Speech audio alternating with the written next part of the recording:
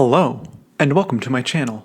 Today, I will be doing a book review for the third book in the Dresden Files, Grave Peril. Now, I read the first two books about 2 years ago, so well before I had the channel, and I didn't particularly like them. The first book, Stormfront, I thought it was an okay mystery. I didn't love it. I thought it was good, but not particularly great, and I really didn't like Full Moon. Jim Butcher made a lot of decisions in Full Moon that I just didn't like as a story. And also, it just wasn't entertaining. And so I was really hesitant to ever pick it up, which is why I had not read the books in 2 years. And I was in the bookstore, and I was just looking for something to read, and I was like, you know what? I've heard it gets better. Let me just try it out and see.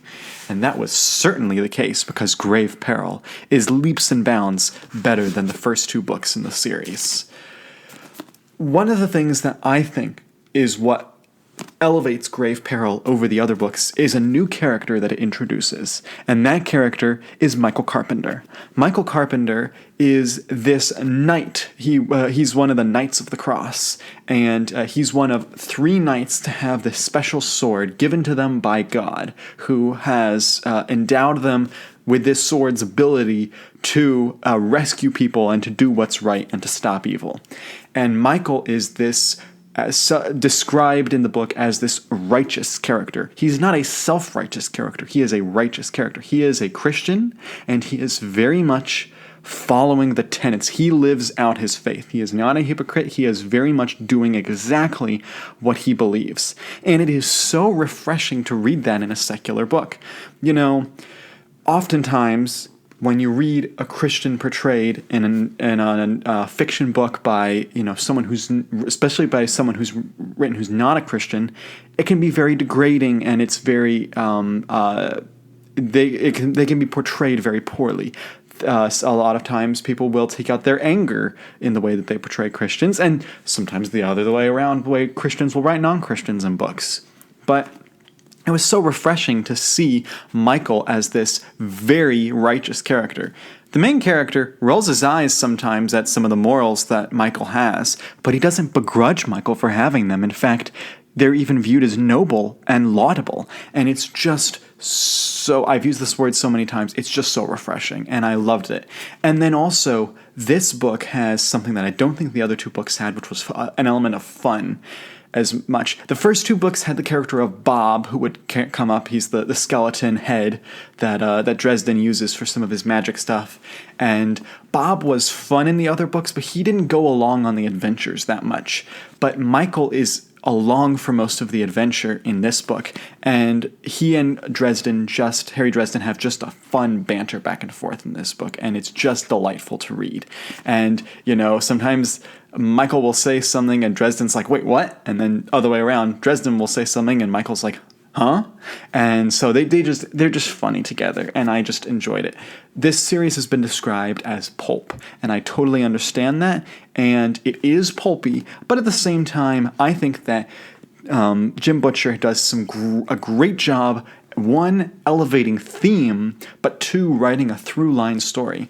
You have Harry Dresden's love life is continually pushed forward in this series. It's not like a series where by the end of the book, everything resets, everything's back to normal. There's consequences to bad actions, and there are rewards to good actions. And this book has results.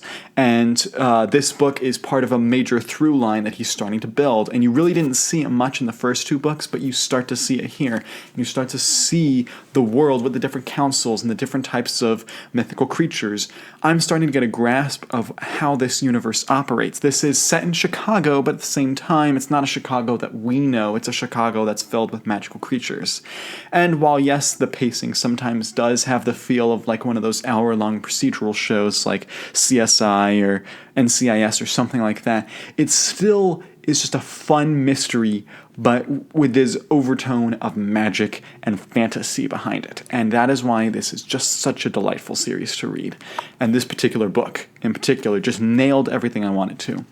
There were a few points in the book, particularly in the middle, that I thought were slow, and I thought that this book, which is the longest of the three, could have been cut by about 50 pages, and it would have been better. It would have advanced the plot, it would have made the pacing a lot better.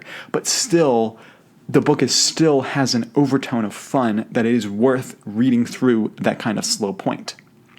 At the same time, there are also some worldview discussions in the book. Some of them I thought were really great, and I loved reading them. And then some of them I was really ticked at the way that Jim Butcher wrote them. But he was very respectful. He was not ever degrading to any in these worldview discussions, and I really appreciated the tone that he took.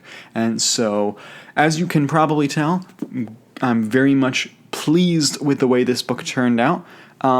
This is still nowhere near my favorite series that I've ever read, but it is still a solid book, and if the rest of the books are like this, I look forward to reading more of the Dresden Files, and I look forward to it becoming a favorite series potentially. But as it stands, I had 2 meh or bad books, and then 1 book that was fantastic, and I just can't wait to read more. I would give Grave Peril a 7.8 out of 10. I believe that's what I said on my Goodreads, and I think that's solid. It's really good.